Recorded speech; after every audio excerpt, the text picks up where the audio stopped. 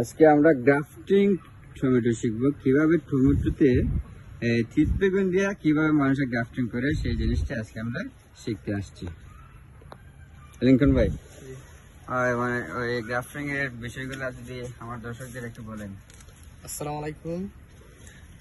Grafting tomato বিষয়গুলো হচ্ছে, প্রথমেই আমরা তিত বেগুনকে নির্বাচন করব, তিত বেগুন চারা ফেলাবো, তারপরে চারা বড় হওয়ার পরে আমরা টমেটো ফেলাবো, তারপরে দুটোটা চারা বড় হওয়ার পরে মানে লাগানো উপযোগী হলে আমরা ওই তিত বেগুনটাকে কেটে ওটাকে ওই ঢুকিয়ে গ্রাফটিং করব।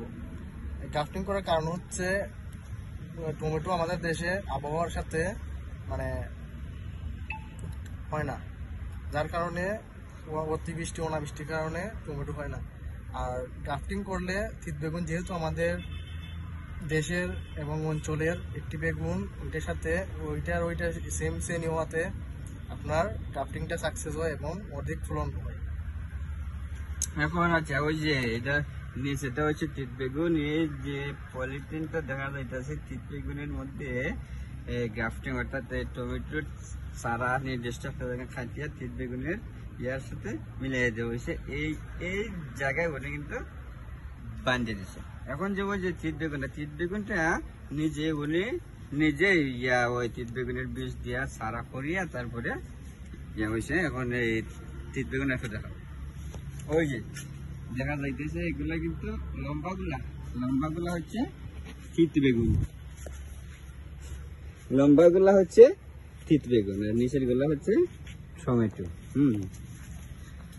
লিঙ্কন ভাই, ওই এটা তো আবার লবণ দেখি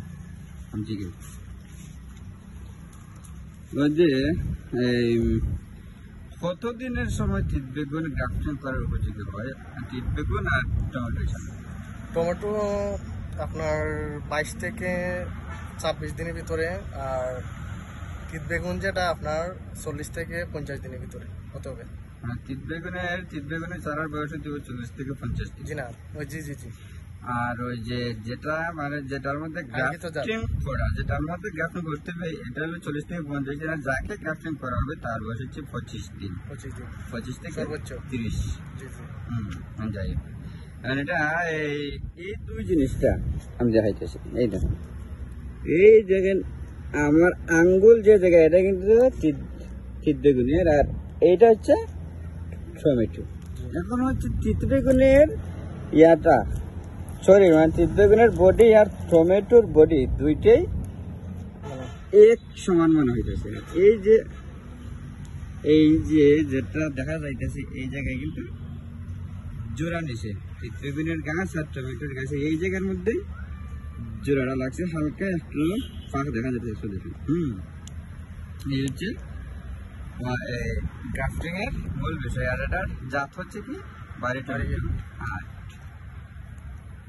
ওকে, সকলকে ধন্যবাদ।